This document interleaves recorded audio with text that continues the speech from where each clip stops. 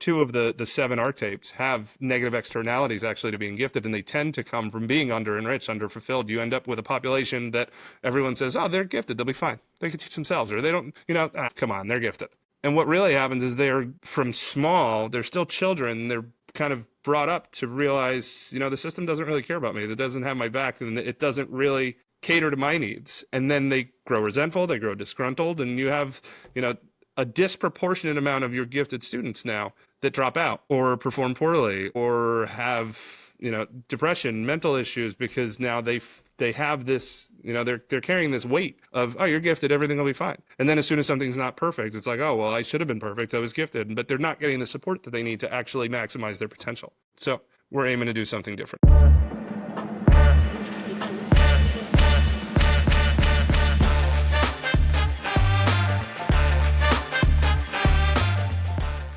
I hope you enjoy the show.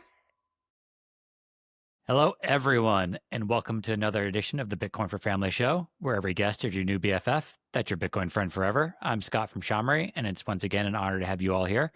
Thanks for joining each week and being part of the conversation.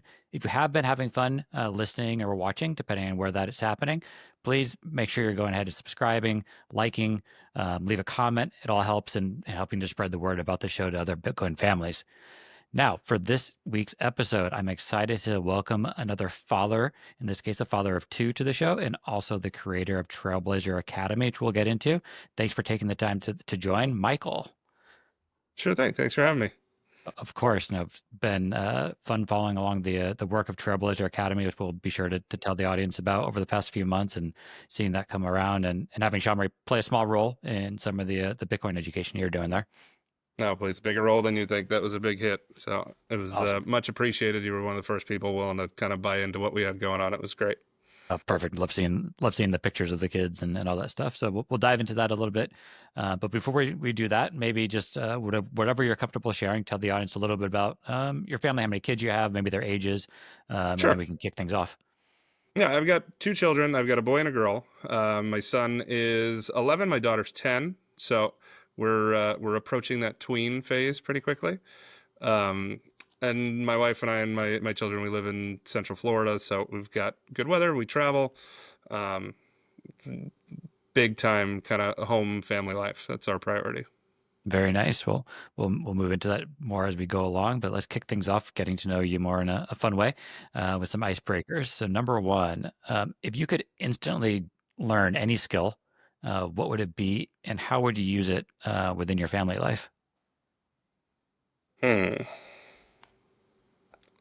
a good one. I think probably if we're talking mastery and like rapid mastery, I think languages is where I would like to dive even deeper and expand more. I am bilingual. I speak Italian fluently. I could get by well enough in Spanish speaking countries, but the ability to travel and assimilate, I think, is something that's kind of almost a dying passion, because it's become so easy now with things like Google Translate for people to just kind of phone it in, literally, because you could pull up the app and you could speak into it in your language and they can speak. But I think that you miss out on the nuance of traveling and experience other people's cultures when you don't necessarily get taken for a tourist immediately. So like, I know the difference, especially in Italy, for example, traveling when you can truly communicate versus traveling when you obviously stick out as a tourist. And to be able to go kind of anywhere in the world with languages that I'm not necessarily as familiar with, I think that would open up the door for a lot more genuine experience for my family, for my kids, for us to kind of do all that together. I think that would be great. That's an awesome answer. I think we probably all look back at our time in whatever language class from middle school or high school and wish we'd paid more attention potentially. So definitely understand what you're saying there. Question number two. What's the most adventurous thing you and your family have done together in your mind?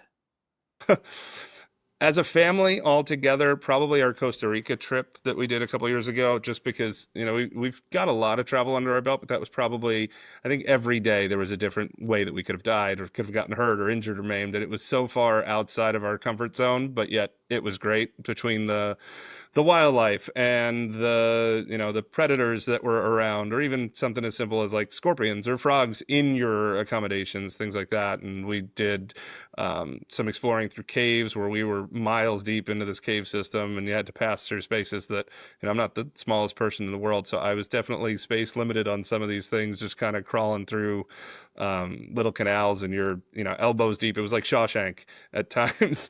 So definitely that trip, because it was a mix of everything. You had large predators, small predators. You had terrain. You had weather. You had all sorts of different really adventurous experiences, and it was just one day after another. And the country's so diverse and biodiverse that, having made our way around much of it, you got to experience so many different kind of aspects of that type of adventure. I totally get it. I have some more Costa Rica questions buried down in the show, so we'll tease the audience with that for that later on in the discussion. Question number 3, icebreaker number 3, I should say. If you could have dinner with any historical figure from Italy, who would it be, and do you think they'd be a Bitcoiner?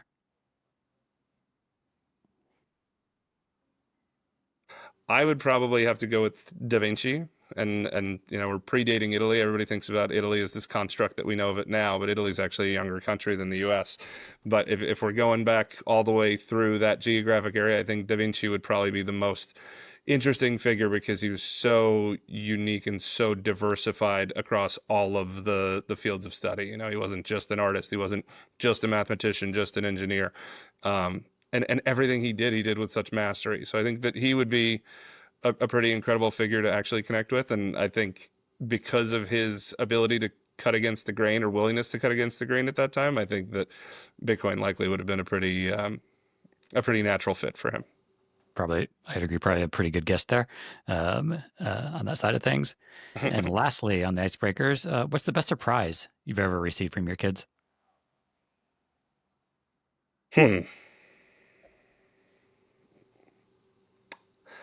I think probably not to be too one note, but I think when the last summer we spent 2.5 months in Sicily, and it was really a way to reconnect. Traveling in Italy, you go to a lot of the touristy places. A lot of our family now, nobody stayed in Sicily, which is where my family originated from. Everybody's up toward Rome now, and places that are much more developed. And Sicily was just kind of like a real connection to our ancestral past. And my kids have always kind of gotten by, because those other areas, you have enough people that speak English. And like, I've raised my kids bilingual, and I've always spoken to my kids in Italian, but they're always hesitant when they're that next generation to like speak it back. Right. So I will ask them a full conversation in Italian. I'll get an answer back in English. And it had always been that. And I think that they understood the importance to me of actually communicating back. So when we got there, to actually hear them talking amongst themselves, responding back to me, talking to other people, even like other little kids in the piazza, and being able to hold conversations in stride and not seem like the foreign kids that were there visiting, I think that was a surprise that I appreciated the most. I knew that they could, but they very often, didn't. Here, there's no need to. And I think that being in that situation where there was finally that need, because it was more provincial and more rural, it was nice to see that finally come out. No, that's really cool, and that you be able to see that come to life when you didn't expect it. And like most parents know, most of the best surprises are not physical things, but it's when they're doing something, whether it's speaking or whatever it else may be.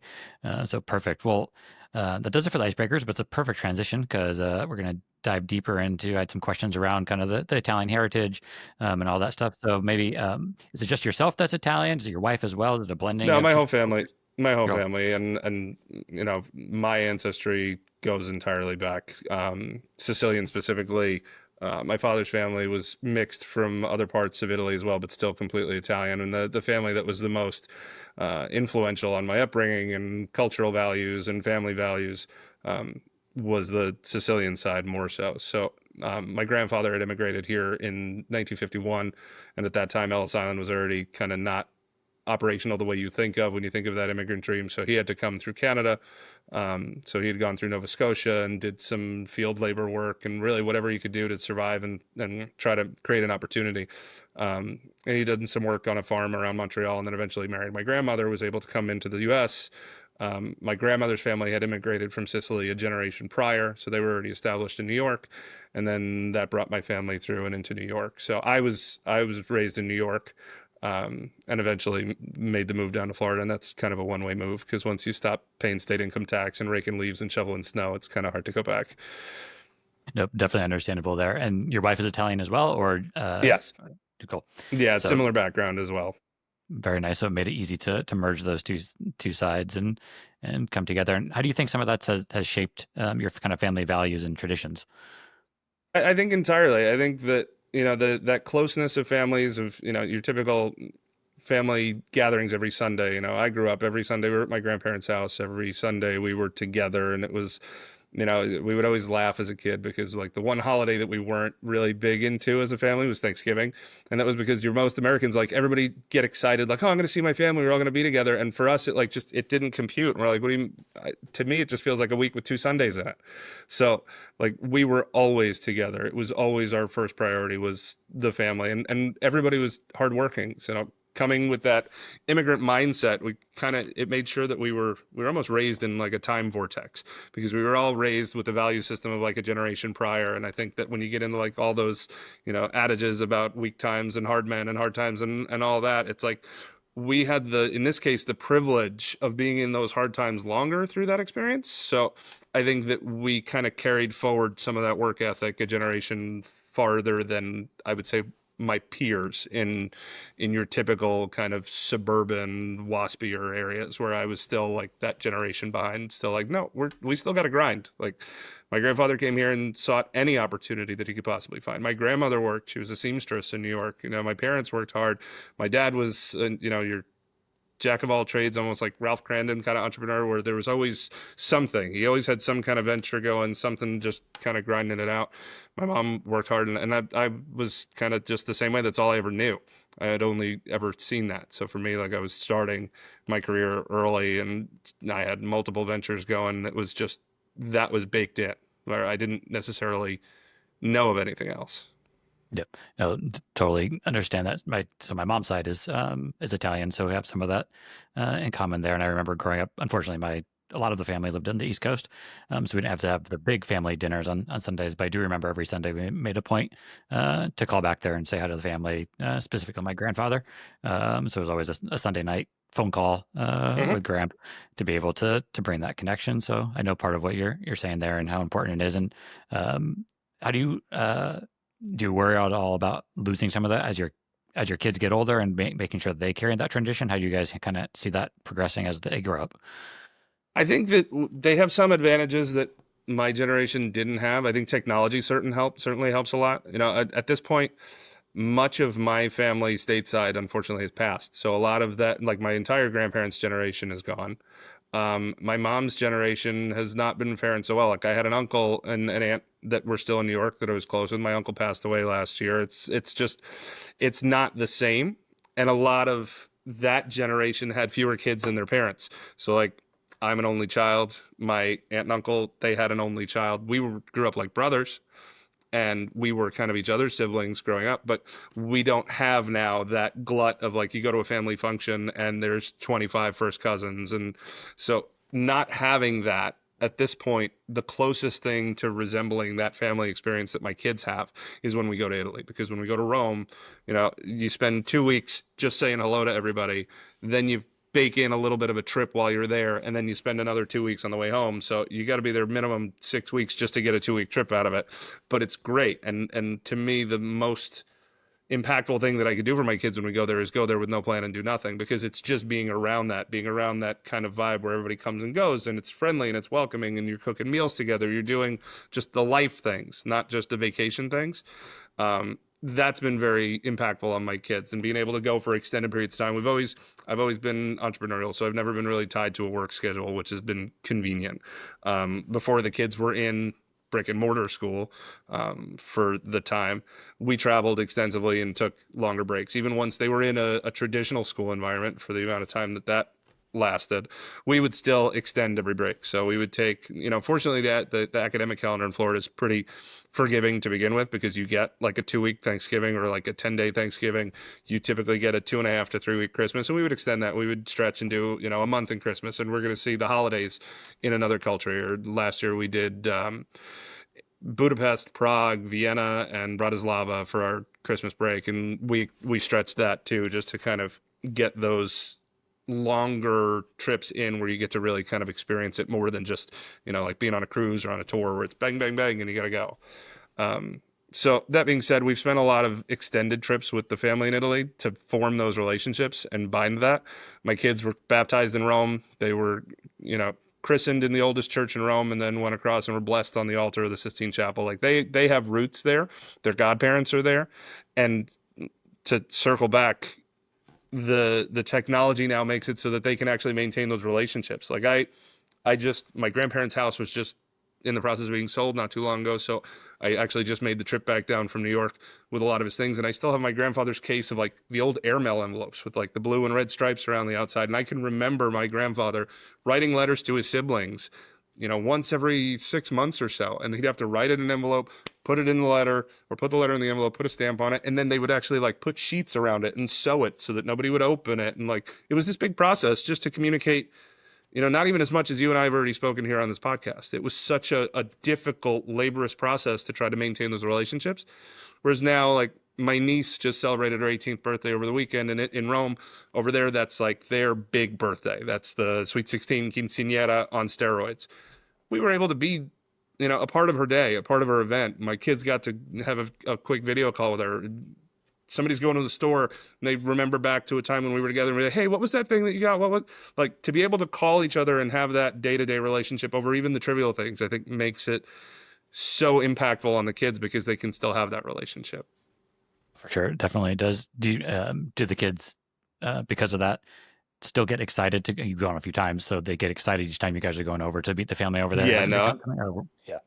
I think my kids would rather be there than here, and I think that that's a constant challenge. Is that we enjoy our time over there so much, but there's also very much a reason why we left, and it is great to visit, and it is great to tie into the family and the cultural aspects. But societally, it's so broken that there's very much like I don't wish it for my kids to be there with no opportunity, and there's this whole digital nomad life that's kind of creeping in now where there are abilities to take the benefits of being American, but also the flexibility of being anywhere. But realistically, it's a society that's kind of going backwards.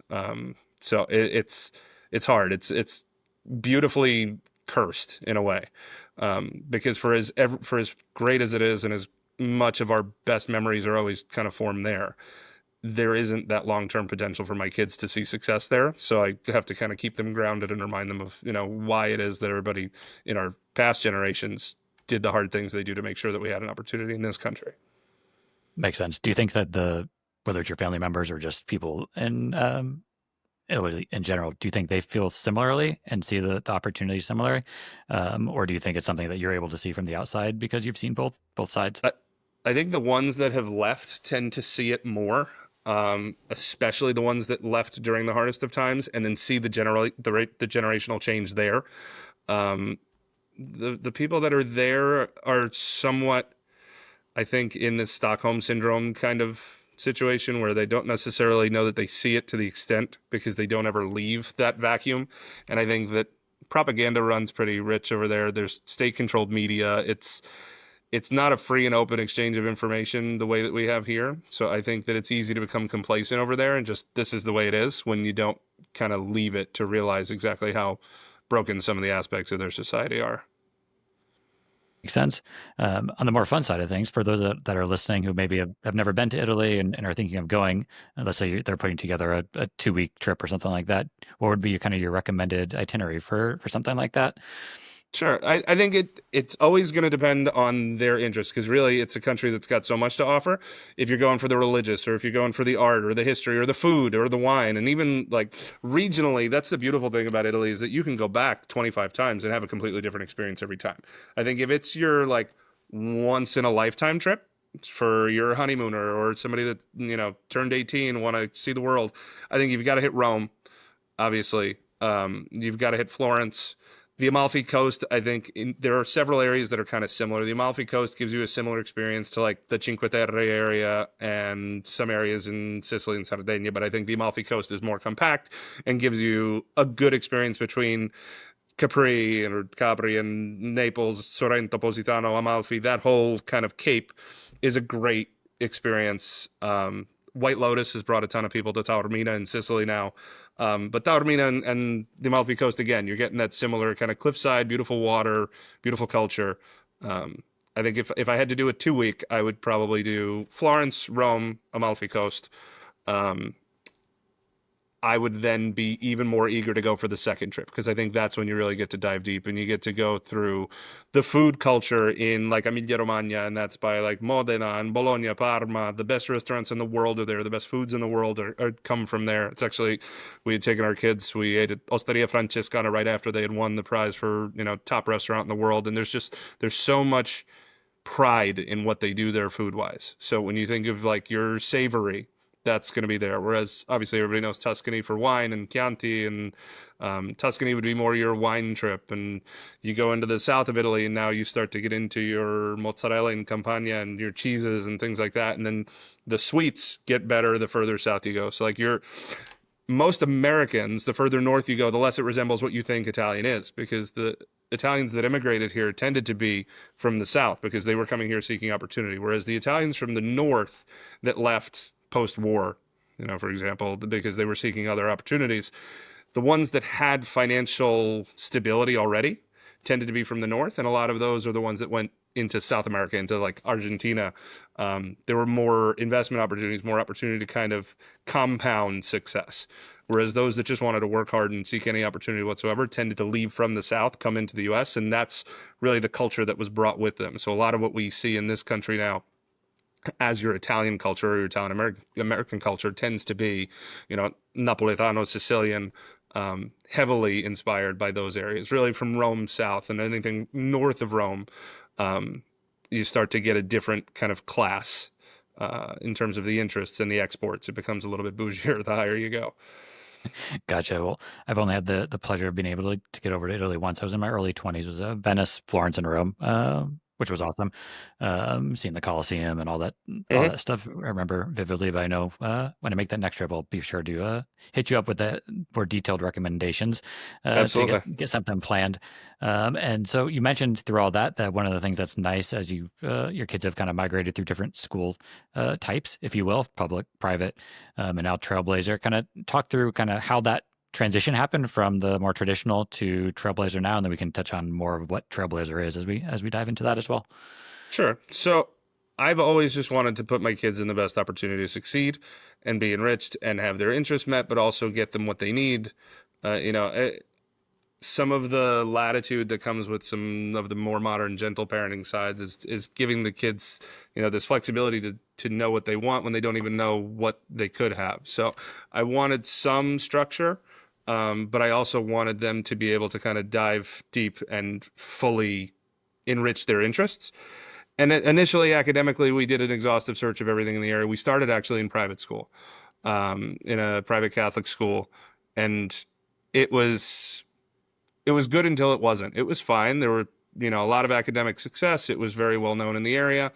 And then there were some administrative changes ultimately that kind of changed the focus and the priority, and it got to be less of a priority for achievement and success and more of a priority for the social side and turning it into a country club, or really just something that was going to be more inclusive to cash checks and make money. And it became more of an enterprise. So we left there and we went to, we again did a whole nother exhaustive search, explored our options, ended up at a local public school. And the experience was great. I was impressed because they had a gifted program within the school that kind of siloed the kids that had the potential to achieve and really pushed them harder, and it was differentiated for their needs. So my kids were there for a while, and again, you go through changes over time, and I just felt like the changes were never in a positive direction. And ultimately, they were suffering as the system became more and more formulaic and more color by number, a lot of just robotic script reading, and just it was getting the point where my kids went from being excited to go to school every day and excited to come home and talk about what they learned to, I started to see that change where they weren't valuing it as much. They weren't enjoying it as much. They weren't, and they were coming home, they weren't really learning as much either. And ultimately, I think the public education system realistically is a flawed concept because it's broken from the top down. Because especially if you're talking on the gifted and high achieving side of things, because all of the funding mechanisms for the education system stem from something like ESSA, which is the Every Student Succeed Act, right? So the Every Student Succeeds Act replaced No Child Left Behind, and both sides of the aisle kind of toss the political football back and forth. In this case, they've both kind of screwed it up royally. So what we currently have is a model called ESSA, and ESSA drives how schools are funded, how schools are graded, how schools are held accountable, and there's a disproportionate weight now on achievement in the lowest quartile. And as soon as you do that, now you get into this lowest common denominator teaching, and this lowest common denominator, what is it, Buffett says, you show me the incentives, I'll show you the outcome, right? So the incentive model is entirely flawed and broken. And you see that in the decision-making that happens in public schools at this point, because the decision-making in public schools is always to prioritize learning gains in the lowest quartile and not necessarily proficiency, achievement, or anyone excelling to mastery. We get this in Florida, there's a state test that's 1, 2, 3, 4, 5, kind of like AP scores. 3 is proficient. Really, the money, though, is in getting a lowest quartile student to just show a gain. Or if you get above a 3, there's less and less incentive to go from a 3 to a 4 to a 5. So you get this culture where it's like, oh, we'll teach them to a 3 and move on. What does that really show them, right? We have the kids that have the ability to that. They shouldn't be getting the message that's, oh, we'll teach them to a 3, and if they're going to get a 4 or 5, it'll come from background knowledge they have from home. Well, no, I think the school, if the school is going to sit there and focus on making sure that the student that gets a 1 goes from a 1.1 to a 1.2, then they should make sure that a student that is knocking it out of the park and gets a high 4 then pushes to achieve a 5. But it doesn't really work that way. And then the schools get graded, which is never on a grading system that like you or I would have been graded as kids, right? Because 90s and up were A's, now a 62 is an A. So if a 62 gets you an A school, right? We changed the denominator to make the narrative suit what the school wants to reflect. And that's not really telling a clear picture. But you get this big PR push and this big marketing campaign. Oh, we've got A's. That's fantastic.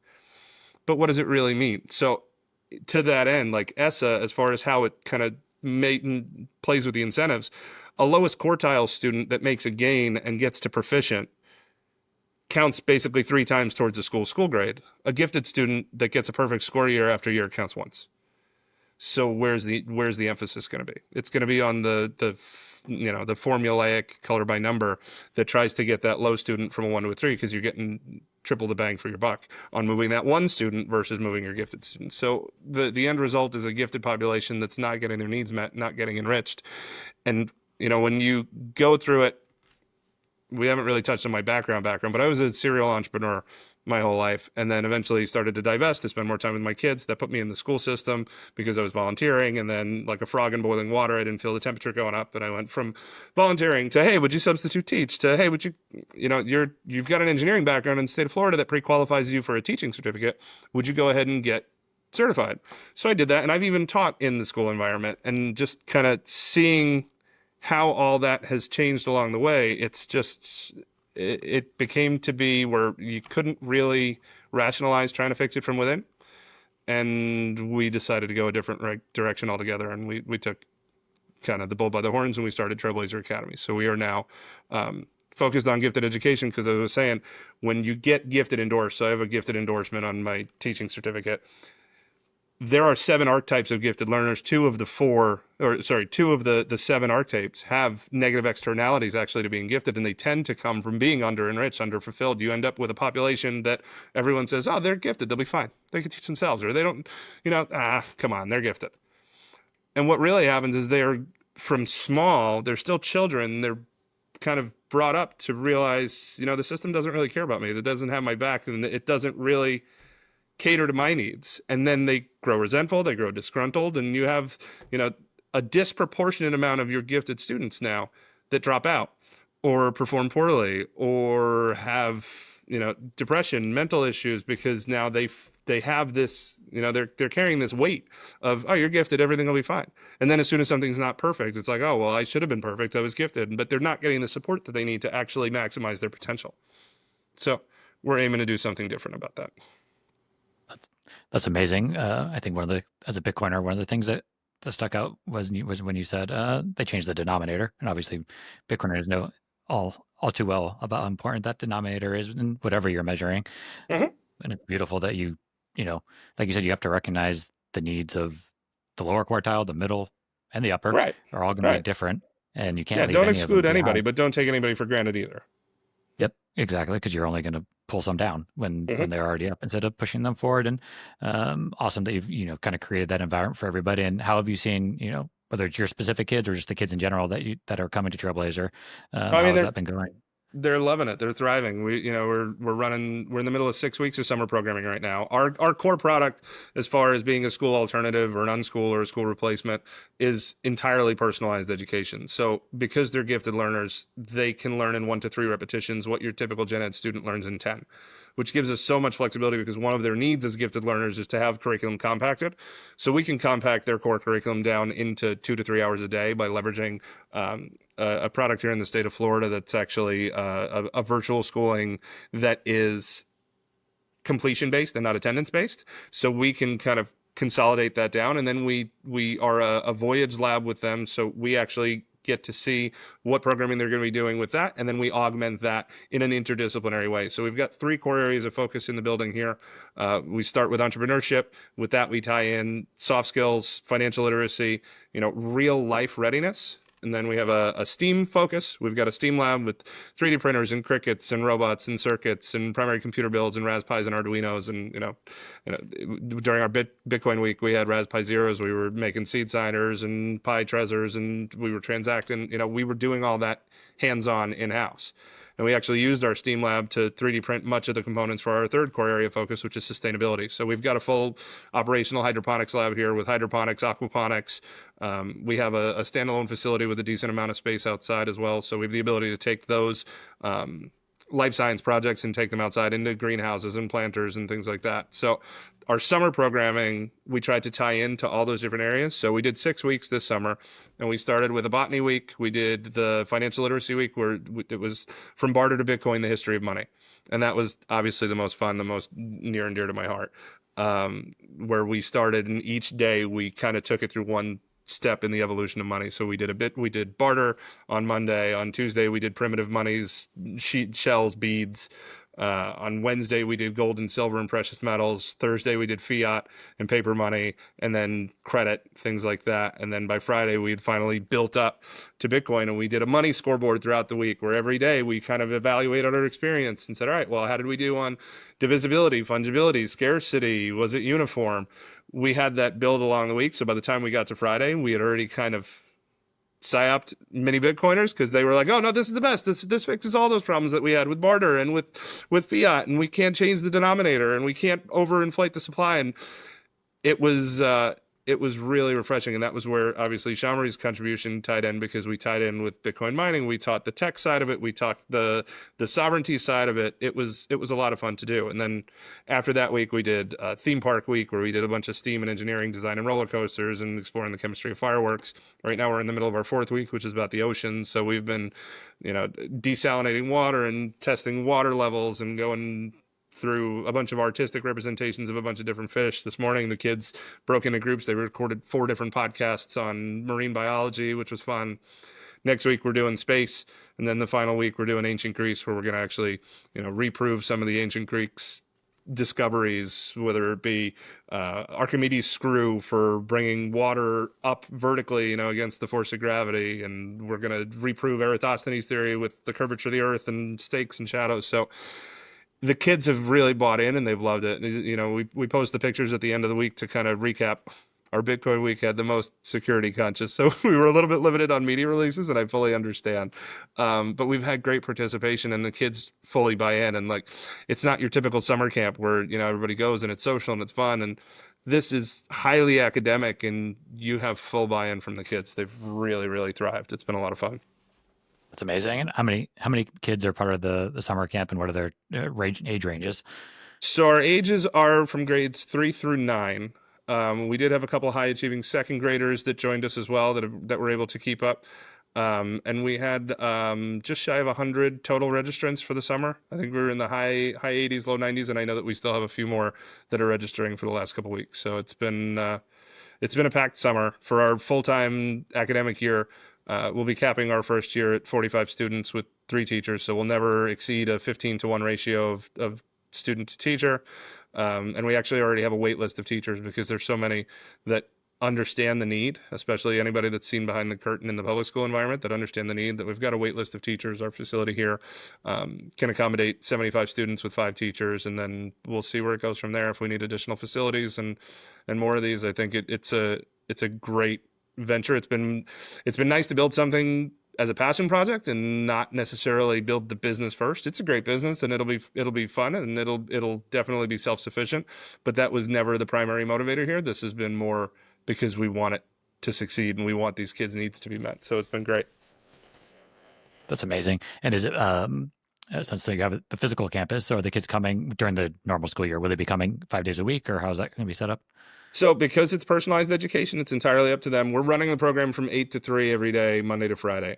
However, because it's completion based and not attendance based, we have families that are going to make it suit their needs. So we've gotten a big pull from the public school environment, and we've been pulling from private school, and we've been pulling even from the homeschool environment, pulling kids back into this because, this isn't indicative of what they were homeschooling to get away from. This is more what they were trying to steer toward, and we can kind of supplement that. So with that in mind, some families are going to want to do Monday to Friday because they're replacing a normal school environment. Some of our homeschoolers or travelers or, our more nomadic families or our kind of more flexible families are going to do maybe 4-day school weeks and take 3-day weekends, or they might do 10 to 2 and just come for the meet in the middle and do some of their programming at home. So we can accommodate really any family schedule. If a family wants to do month-long Christmas breaks, knock yourself out. So long as we're getting the work done, we can get the core work done. We've got that compacted way down so that the kids can get all that done. And then whatever time that they want to spend here, we'd love to have them here the whole time. But if a family wants to travel, I would absolutely prioritize that. Whenever they're here, they fit right into our mix, and we'll differentiate projects and programs accordingly. Well, that's perfect. Was there any, you mentioned having the Bitcoin week during the summer session. Was there any pushback you got from the parents or even from the kids, or how did that play out? Quite the opposite. It was the one that a lot of the kids had asked their parents to sign them up for more than anything. And it was also one where every day at drop off, we had moms and dads go, I wish you did this for adults. Can you do this? Can you do a night session for parents? So I was, when you're in the Bitcoin kind of vacuum, it's very easy to think that everybody should be just as into it as you are. And then you kind of run across some normies and they're like, nah, the way we all probably started at some point.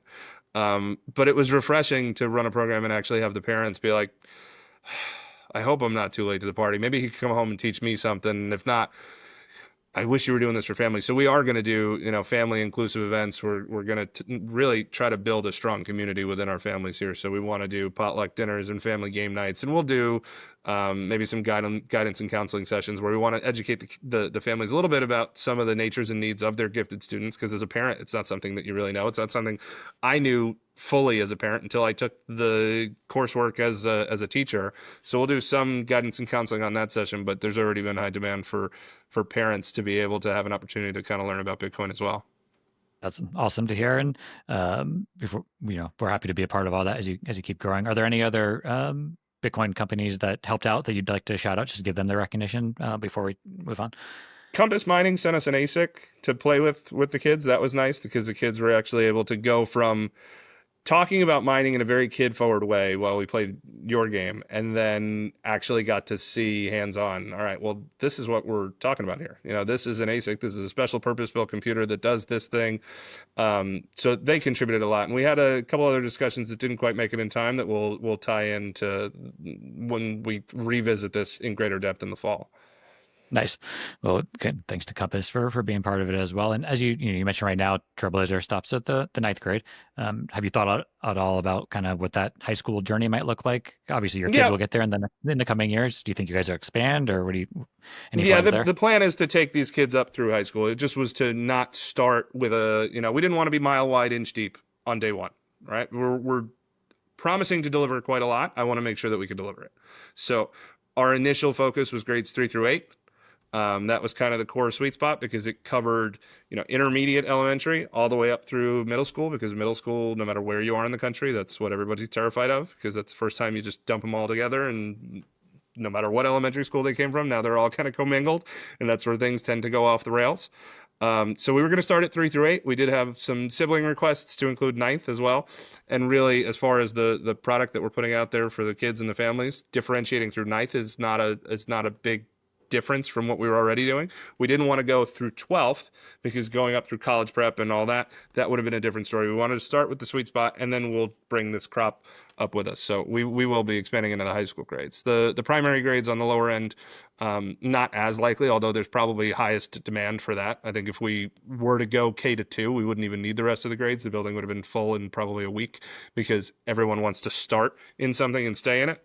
But K to 2 is also a completely different beast as far as the way you need to tackle it. You would need to furnish the building differently logistically. And we've got, we're running aquariums and hydroponics, and you've got, fertilizer chemicals. You've got, the 3D printers get hot at the hot end, the beds get, just things that you don't want to necessarily have to overly babysit. And we don't want to childproof something that's intended for children. So we just wanted to stick with the right age of children. So we'll keep it from grades 3 on. But that's the mission at this point. Very nice. Well, amazing work being done at Trailblazer, and I'll be sure to link to everything in the show notes for people who are potentially in Florida and want to learn more as you grow. And kind of circling back, we talked about traveling already, but you've also traveled to places like Bitcoin Jungle in Costa Rica, like you said. What was that experience like with the kids? Yeah, that was great. We did Bitcoin Jungle with the kids because we had already planned the whole Costa Rica trip, and I was like, you know what, I can't be here and not add that on. So we tacked that on at the end. We spent about 5 or 6 days in Uvita, and it was great. It was different. I think I have a different perspective on it after having done both Bitcoin Jungle and Bitcoin Beach, because I did finally catch up with Mike, and I went to El Zante a couple years later. Bitcoin Jungle was nice in that we got to spend and live in a circular economy, and you can, it was accepted for the most part. Your expats knew about it and understood it. And I had done a big write-up on it on another account, and I wish, if there were any big glaring difference between there and Bitcoin Beach, I wish that it involved the locals more and was a way more to bring the locals up. It was a fun playground, and if you were an expat and you live down there, it's tax advantaged in some ways and all these other things. You could definitely live a great lifestyle, and if you wanted to live on Bitcoin, it gives you a viable place to do that. I think the biggest kind of differentiation I noticed between there and El Salvador was the level to which it was embraced by local people in El Salvador, at least in my anecdotal experience there. And I know, you throw a rock at a Bitcoin meetup and start talking about El Salvador, and you're going to get polarizing opinions left and right about, oh, it's a great success or it's a total failure. And I think it's realistically somewhere in between. And it's going to depend on each person's experience. To me, I looked at both of like, if I went, would the experience work for my needs? In that case, yeah, both absolutely check that box. And then you start to break in, if you want to keep scoring out, does it work for everybody's needs? Does it work for the people that were already there before this all started? Does it work for people that want to become a part of it? And I think that's where there's some differences between the two. Got it. No, good to have that comparison there. And kind of just sticking with Costa Rica in general, you touched on it earlier in our icebreakers, how adventurous it was. What were besides Bitcoin Jungle, what were some of the other top locations that you guys traveled to that people might be interested in? Sure. So we flew in and out of the capital. We immediately started with the Arenal volcano area and like La Fortuna. The waterfalls there were incredible. It was very physical, a lot of vertical aspects of it, but it was beautiful. We were there in rainy season, so we got everything was like nothing was dried up. It was, if anything, more adventurous driving because the roads were flooded over, and we made sure we had a little, Suzuki Jimny, which is like a little baby Jeep. But you might have to ford a river, you might have to make a road. But Arenal and La Fortuna was beautiful by the volcano. We went and did the cloud forest then, a totally different environment. There's a children's rainforest up in the cloud forest that does night tours that are fantastic. And we did that. And that was also cool because there's so many tourists that go there from all around the world that we got paired up with like a British family. And it was nice to give your kids that kind of cross-cultural experience as well. And they're doing it with other families whose priority is their kids as well. So that was a nice vibe. And then after that, we did Santa Teresa Beach, and that was probably the most bohemian. You're coastal. You need, like, in addition to the Jimny, we got ATVs, and you're sitting there making your own trails, and you're using the ATVs to get around. There's tide pools on the coast, and there's just a lot of fun to do there. And your dollar goes pretty far there as well. Like, we had a full bungalow to ourselves. It was 2 bedrooms, probably could have slept 6. We had our own private pool and kitchen and 2-story in the middle of the jungle. We had howler monkeys on the property waking us up at night. It was fascinating to think like this is real life. It was like being in Jurassic Park at some times. At other times it was just like tropical paradise. So that was a lot of fun. And then we kind of closed the loop with the Tarcolis River. I think it was Tarcolis, but it's the most crocodiles per square mile in the world in this one river, and it was really fascinating. We did a little John boat tour with 22-foot crocs coming right up to the boat. That was kind of wild. And then we did the Manuel Antonio rainforest, got to see the last of any of the species that were on our bingo card that we wanted to see while we were there, and then wrapped it up with a few days in Uvita at the end. Very nice. No, that I will co-sign to Costa Rica as well, especially during the rainy season. We got to be there about a year ago. During all that, didn't see as many spots as you did, but it definitely is a beautiful, adventurous spots. And as you laid out there, there's no shortage of things to see. You can go back many times, and Yeah. No, my kids are always begging to go back. Oh yeah, definitely would go back. We did we're at the volcano as well, and did the zip lining there. When Charlotte was 5, she did Tarzan swing. She still talks about it to this day, being able to jump off there. So for those out there looking for a fun, family-friendly trip with adventure, definitely co-sign Costa Rica as well. And besides that, you guys have also been to PubKey in New York. Was that for, speaking on the Bitcoin traveling side of things, was that for an actual event, or did you guys just stop in? No, we just to say you've been there? So I grew up there. Earlier this year, I had to go up for a family member's Sweet 16 party, so we were going to be up in the area anyway. So I brought my daughter with me, and we went and we met a friend of ours who's also a Bitcoiner, and we met him and his daughter. He works in the city. He's worked on Wall Street his whole career.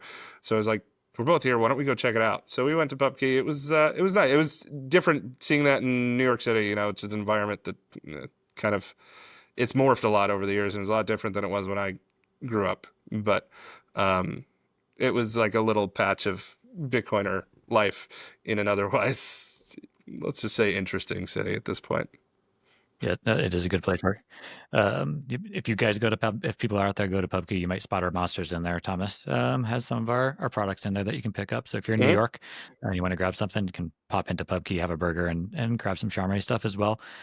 Throughout all the, you've mentioned so many travels. What are some of the kind of life lessons that you think your kids have learned through all these travels that you think they'll take with them as they grow up? I think probably humility more so than anything. It's easy to assume that a lifestyle of traveling all the time is always just highfalutin, and that's really the opposite of what we go for. We do try to do some of the nice things, and we'll splurge on a nice restaurant and indulge there, but we don't do the coddled, private jet suite at the Ritz. That's not our vibe. That's not what we want. Like my wife and I did some of that for our honeymoon, and that was a one-off. But like when we travel with our kids, we want to be experiential. We want to be, especially if we're going to another country, we want to be part of their culture. We don't want to be in this little insulated American-friendly, go to a Marriott, or like I want to stay in a hostel in this country, or I want to go and I want to interact.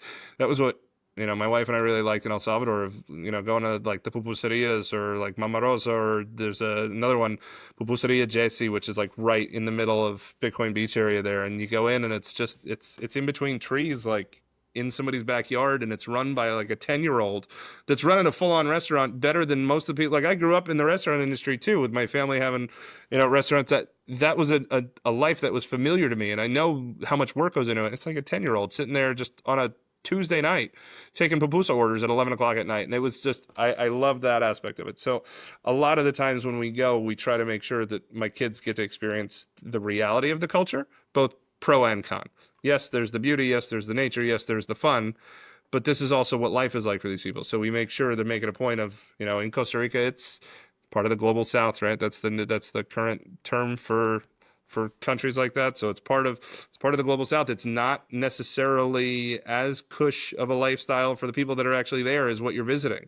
You got to appreciate that. You can't just show in like this. Oh, this is just here for me to have a nice vacation at. And it's the same thing when we go back to parts of Italy, even in Sicily. Sicily's dead at this point. Like I love it. It's beautiful. That's where our cultural roots are, but it's a dead and dying place, and they get to see it with their own 2 eyes. We've got cousins and nieces and nephews that are like, I got to drive 2 hours just to get an opportunity to go see a doctor, or like when I grow up, I need to leave in order to be able to have a job or be employed, they get to see pros, cons, all of it. I don't really filter it for them. I don't give them the Disney World experience everywhere that we go.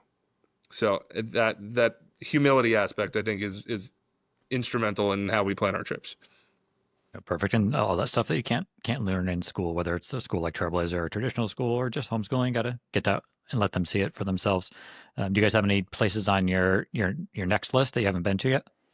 Japan is one that we keep talking about a lot lately.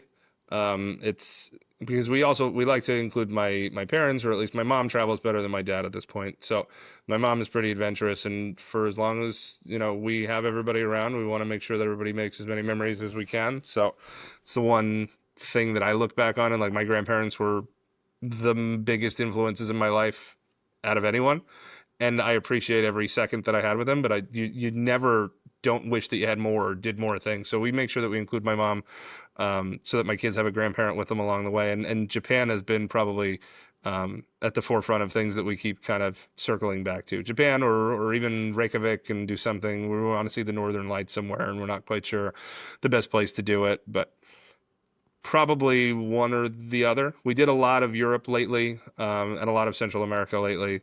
So we've done Costa Rica and El Salvador and Mexico in the past couple of years. Europe, we did, for the longest time, we never really ventured outside Italy because, like I said, it takes you a month just to say hello and goodbye to everybody. So by the time you do that, you don't get anywhere else. But we've started this habit of going somewhere else on purpose and saying, all right, guys, we're going to be in Europe. You want to meet us? Come meet us. So that's where we've done like Amsterdam, and Belgium was beautiful. I would go back there in a heartbeat. And then last year we did the whole Vienna, Prague, Budapest, and Bratislava. That was fun too. But I think Europe is we've checked that box a lot lately. Same with Central America. I think it's time for something like totally different. Very nice. It's funny that you brought up Japan a second. I've done 2 recordings this week, and both times they've involved people bringing up trips to Japan with their kids. So for those listening, they'll get to hear that back to back. So and that person had loved it. So I'll co-sign that on that side of things. And for those parents, families out there that are kind of just diving down and hearing you talk about all this travel and kind of the longer travel, beyond the 1 or 2 weeks, but kind of that month or whatever it may be. What's some of the advice that you give families out there for planning it and diving into kind of going down that road? First thing, free yourself by not being high maintenance about what you need to bring with you. Like we do these trips, like we did 2.5 months in Sicily last year with backpacks.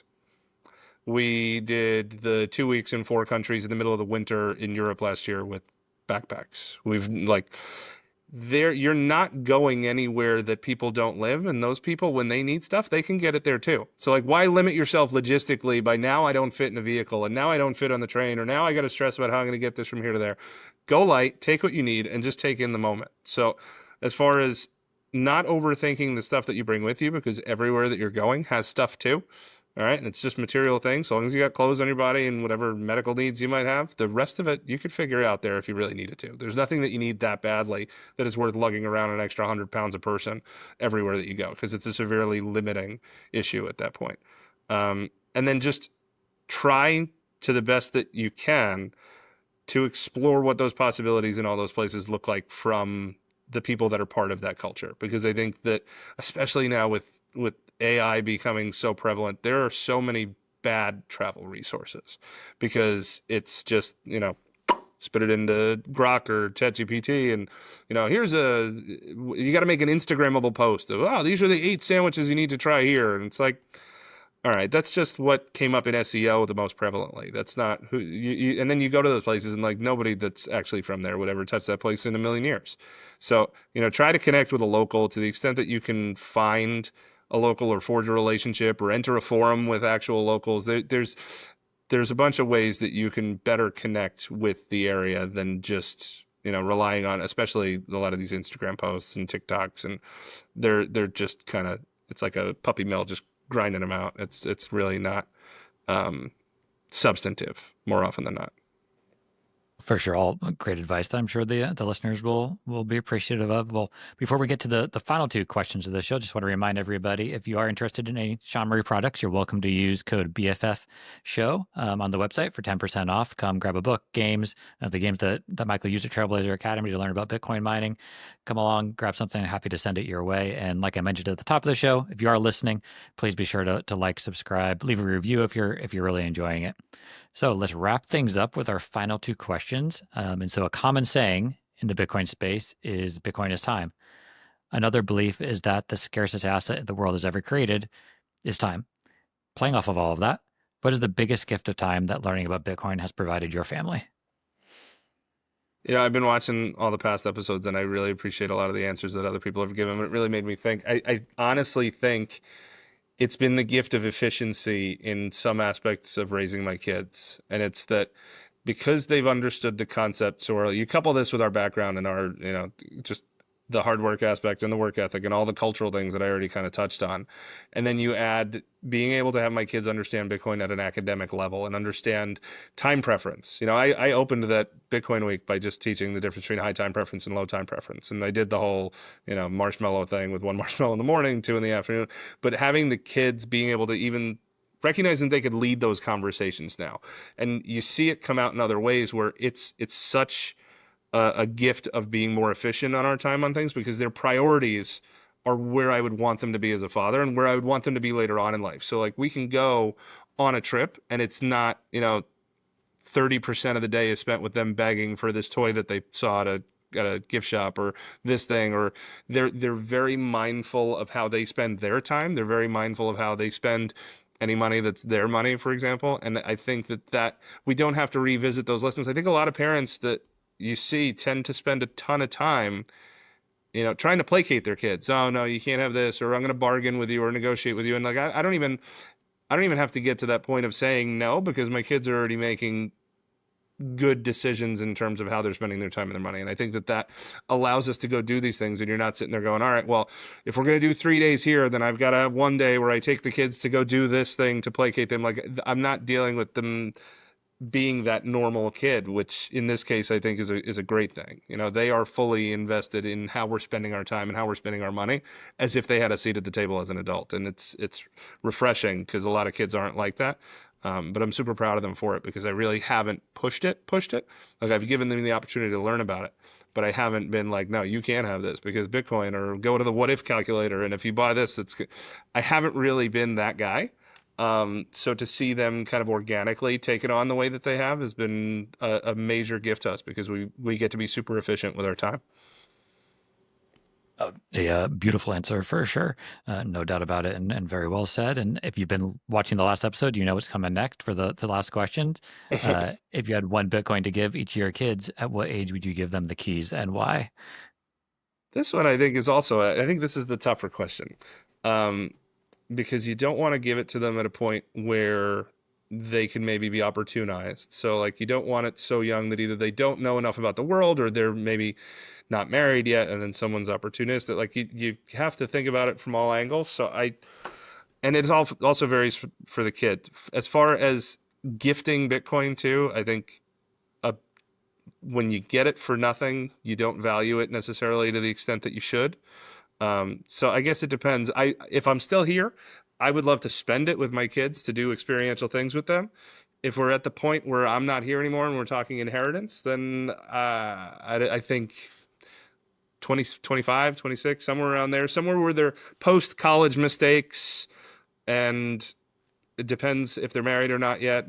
I think there's some nuance to it. The only thing that I have told my kids is that if I'm ever not here, I'm eventually not going to be here, right? But at the point that I'm not here, if they start arguing amongst themselves, I would like to have it where the seed word self-destruct. So I don't want them to be materially minded to the point where that's a priority for them, where they kind of turn on each other over that. And you see that far too often where siblings fight after there's a death or something like that. So I've kind of warned them that I'll haunt them if that were to happen. Or I'd like to have some kind of third-party trustee where it's like, all right, check in every year or so, put some kind of, well, who knows what will be with the whole time locks and covenants and that whole argument. There'll still be probably a war on Twitter over that by the time that happens. But, something conditional where it's like, continue to be good people or else these seed words can just kind of go away. That's a perfect, and I think your answer around spending it with them instead of just giving them the keys. I think that's a, like you said, it's a way of giving the keys as well in a different way. So I think that's a perfect answer as well. And like you said, I'm sure when that time comes, there'll be many different options for having that person to pop in and make sure that the kids are still playing nice down the road, hopefully many, many, many years from now. Right. Um, well, that's a wrap on this one. There was an awesome conversation about, Trailblazer and traveling and everything else. Thanks for being here. Thanks for once again having Shamar be a part of what you're building at Trailblazer Academy. I'll be sure to link to that in the show notes for people that are interested. Any final words or other places you want to send people before we sign off? No, I honestly, I just appreciate you guys so much for the contribution that you made. You were the first one, no questions asked. As soon as I put a post out going, hey, I'm thinking about doing this thing. Would anybody in the space have anything to contribute? And you were, right on it. I had stuff delivered in a matter of a week or two. It was really great, and the kids thoroughly enjoyed it. The first thing they did was they asked if they could keep the game. So I let, each family got a copy of the game, and now, that can hopefully, as far as bringing it home to make sure that the parents get educated too, I think that that's a good way to seed it, because that was one of the biggest takeaways that I had from, learning from Mike Peterson and kind of forging a relationship with him over the years. When he talked about the success that they had down there in El Zonte, it all started with the kids. He said, he gamified it, and he made it so that if the kids kind of took an interest in it, by the time they took it home, then it just kind of grew from there. So I genuinely appreciate you guys' willingness to kind of jump in. I wish you guys all the success in the world. It's nice to see what's happened with Jean-Marie too over the years, because when I first met you guys,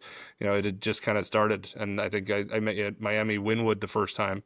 So it's going back a while, and I always, I loved when we got the first game delivered to the house. The little notes, the little touch of family that comes through in everything. I think it's what you guys are doing is really great, and even with the pod, is this a Tatum thing? Can we call this a podcast, or what? It's Yeah.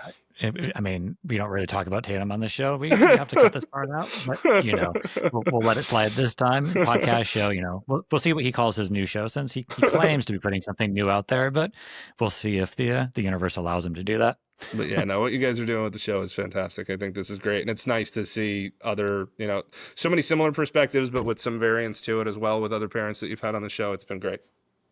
Well, appreciate the kind words, and being able to go back all the way to that, like you said, those our first conference, big conference, in Miami in 2021. Being able to be there was the genesis of Shamri. So kind of full circle here, 5+ years later, Mhm. being able to connect up like this, and who knows, talk to you again in 2030. No, I'm sure way before then, but we'll see where we're all at by then. Well, thanks again, Michael. We'll get this out there and let people learn about the amazing work Trailblazer is doing. Thank you. Thanks Talk for to having me. everybody later. Bye. Bye. Hi, thanks for joining. Don't forget to like, subscribe, and leave a good review. And buy your kids some stuff at sawmary.com today. Bye. Bye. Bye. Bye. Bye.